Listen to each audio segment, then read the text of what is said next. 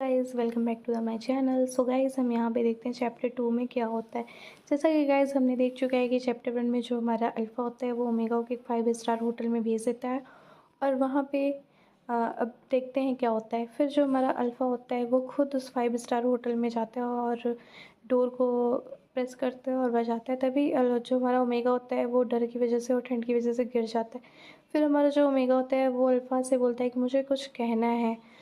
तो जो अल्फ़ा होता है बोलता है आप क्या कहना चाहते हैं बोलिए।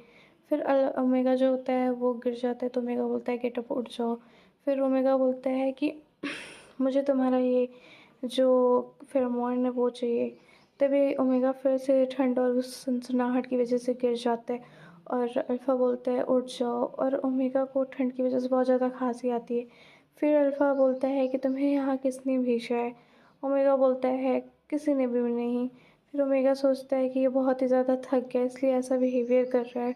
वैसे हम एक अच्छे लोगों की पहचान होती है कि वो गिरते हुए लोगों की हेल्प करें और ये एक ह्यूमन नेचर होता है। फिर अल्फ़ा उसको अपनी सूँ से रेसिस्ट करते हुए उठाता है और बोलता है कि वो नहीं जानता है कि वो क्या सही और क्या गलत कर रहा है। ये एक छोटी सी खेल है, चलो खेल के देखते हैं। फिर अल्फ़ा बोलता है किसी को भी नहीं बताना। फिर बोलता है कि तुम्हें क्या पैसे चाहिए? तो तो ओमेगा बोलता है नहीं, तुम इतने अट्रैक्टिव दिख रहे हो और इतने लंबे हो और इतने स्मार्ट दिख रहे हो, तुम्हें टच करने के लिए कुछ पैसे नहीं चाहिए ना। तो जो ओमेगा होता है बिल्कुल नहीं। लेकिन फिर अल्फ़ा बोलता है कि ऐसा करने के लिए तो लोग बहुत सारे पैसे लेते हैं, मैंने ऐसा सुना है। फिर इतना बोल के वो हंसने लगता है। फिर बोलता है कि मुझे कोई फ़र्क नहीं पड़ता कि तुम कहाँ से आए हो, वापस जाओ और जिस और उससे कह दो कि वो जीतना चाहता है तो वो खुद सामने आके लड़े, ऐसे यूज़ करके किसी को नहीं। अदरवाइज़ फिर वो मुझे इस गेम में गलत या दोषी ठहरा देगा। फिर इतना बोल के अल्फ़ा वहाँ से जाने लगता है। तभी ओमेगा उठ के बोलता है अल्फ़ा को सर नहीं, मुझे किसी ने यहाँ नहीं भेजा है। फिर वो उसको हार्ट के पास टच करने लगता है और फ़ील करने लगता है। फिर बोलता है मुझे पैसा नहीं चाहिए, मुझे बस आपको एक बार टेस्ट करना है या मुझे आपको बस एक बार चखना है, बस एक बार थोड़ा-सा ही। फिर ये लास्ट मतलब इतना ही बस इनफ रहेगा मेरे लिए। फिर अल्फ़ा उसका हाथ पकड़ता है और झटकता है और फिर उसकी तरफ देखने लगता है और बोलता है चलो लेट्स गो। फिर अल्फ़ा और ओमेगा किस करते हैं। फिर अल्फ़ा ओमेगा को धक्का देता है और बोलता है तुम्हें बिल्कुल भी शर्म नहीं आती है। फिर अल्फ़ा को उठाता है और हग करने लगता है, फिर किस करने लगता है, उसके नेक पे रबिंग करने लगता है और फिर उसको धक्का देता है और गिरा देता है और बोलता है ये व्यक्ति चुंबन करते समय बिल्कुल भी साँस नहीं लेता, क्या वास्तव में उसने अभी भी शराब पी रखी थी। फिर से अल्फ़ा जो है ओमेगा को हग करता है और इस बार ओमेगा को अल्फ़ा की स्मेल चेंज लग रही थी। फिर उसने बोला क्या तुम बीटा हो? फिर अल्फ़ा उसे उठाता है और तेज़ी से हग कर लेता है। फिर वो बोलता है आई डोंट केयर, मुझे चूहों के साथ नहीं सोना है। फिर अल्फ़ा जो होता है वो ओमेगा को टच करने लगता है और अट्रैक्शन बनाने लगता है। फिर अल्फ़ा सोचता है, फिर जो ओमेगा रहता है वो सोचता है कि बीटा के साथ करने से ऐसा मुझे राहत मिलेगी। फिर अल्फ़ा ओमेगा से बोलता है कि तुमने कितनी पी रखी है। फिर अल्फ़ा जो होता है वो ओमेगा को टच करने लगता है, कान के पीछे बालों पे सहलाने लगता है, जैसे कि दो अजनबी एक ब्लाइंड डेट पे मिलते हैं। तो क्या आप 5 दिनों में एक ब्लाइंड डेट पे जाना चाहते हैं? क्या आप पैसा कमाने के लिए एक रात में ऐसा करना चाहते हैं? फिर अल्फ़ा कहता है कि मुझे एक ओमेगा की ज़रूरत है। फिर ओमेगा कहता है मुझे एक अल्फ़ा की ज़रूरत है, जो कि मुझे उसके लिए सुंदर या स्मार्ट या स्ट्रॉन्ग दिखने की ज़रूरत नहीं है। उससे मेरा और उस दोनों का फ़ायदा होगा। अगर कोई अल्फ़ा ना हो तो क्या होता है। मेरा एक अल्फ़ा जो ओमेगा होता है वो अल्फ़ा को अपनी एक स्टोरी बताता है पहले की। जब वो ग्रेजुएशन में था तो उसका सेकेंडरी ग्रोथ हो गया था।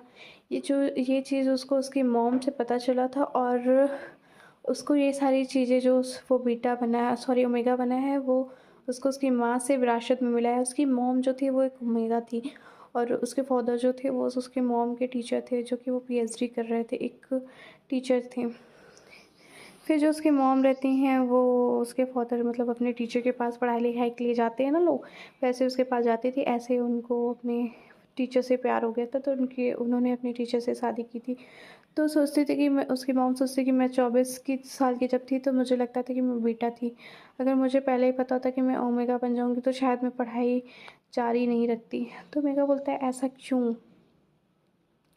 तो उसकी मॉम बोलती हैं कि जिस दिन ओमेगा डिवीज़न हो रहा था, आपको अपने लिए एक अल्फ़ा ढूँढना होगा। मतलब जिस दिन डिवीज़न हो रहा था तो ऐसा ही हो गया था कि आपको अपने लिए एक अल्फ़ा ही चुनना होगा ओमेगा लोग को। तो फिर ओमेगा बोलता है क्या हम प्यार के आने का इंतज़ार नहीं कर सकते हैं? तो उसके फादर बोलते हैं बेटा जो तुम्हारे लिए उपयुक्त होगा वही जीवन भर तुम्हारे साथ रहेगा। फिर ओमेगा सोचने लगता है क्या ओमेगा को वास्तव में अल्फ़ा की आवश्यकता होती है, हमेशा उनकी नीड होती है। ऐसे कई बेटे होंगे जो अभी भी शादी के लिए ओमेगा का वेट कर रहे होंगे। तो उसकी मॉम होते हैं कि ये बात तुम्हें बाद में पता चलेगी। फिर जो ओमेगा के फादर होते हैं वो एक ब्लाइंड डेट पे एक अल्फ़ा थी जिसे पिता के एक दोस्त ने पेश किया था और उसका फेरोमोन गुलाब की खुशबू थी। जब भी तुम्हारी माँ तुम्हें याद आती होंगी तो वह शराब पीती होंगी। फिर ओमेगा अल्फ़ा से बोलता है जो अल्फ़ाज शब्दों के मामले में बहुत ही सावधान रहते हैं और अच्छी नज़र रखते हैं बाहरी परिस्थितियों को देखते हुए, जैसे कि मेरे पिता ने कहा था। फिर वे विवाह के लिए उपयुक्त साथी हैं। फिर अल्फ़ा जो होता है वो ओमेगा के पास आता है और टेस्ट को बोलता है कि it's really your test is very special. फिर ओमेगा को अल्फ़ा अपना कॉन्टैक्ट नंबर दिखाता है और बोलता है this is my number, you can call me any time. फिर वो बोलता है कि तुम इस पर कभी भी किसी भी टाइम कॉल कर सकते हो। फिर ओमेगा बोलता है सी। फिर ओमेगा जो है अल्फ़ा को कॉल करता है और उससे पूछता है how is your blind date, तुम्हारी ब्लाइंड डेट कैसी रही? चलो हम दोस्त हैं, हमसे क्या शर्माना, अब हमें बता भी दो। फिर अल्फ़ा जो होता है वो बोलता है कि जो फेरोमोन थी बहुत ही तेज़ निकली और उसका बिहेवियर भी बहुत तेज़ था, वो मुझे बहुत ही अनकंफर्टेबल जैसा फ़ील करवा रही थी। फिर वो बोलता है ओमेगा कि कोई पहली मुलाकात में फेरोमोन्स को कैसे जज कर सकता है, ऐसी पहली मुलाकात में कोई कैसे किसी का बिहेवियर चेक कर सकता है? चलो ठीक है, मैं बाद में बात करता हूँ। अल्फ़ा को ऐसा ओमेगा बोलता है, मुझे भी मेडिसिन की ज़रूरत है। फिर अल्फ़ा शायद किसी चीज़ से लड़ जाता है कि उसका एक्सीडेंट हो जाता है और वो बेहोश हो जाता है, उसका खून गिर जाता है और अल्फ़ा बोलता है शी व्हाट हैपेंड।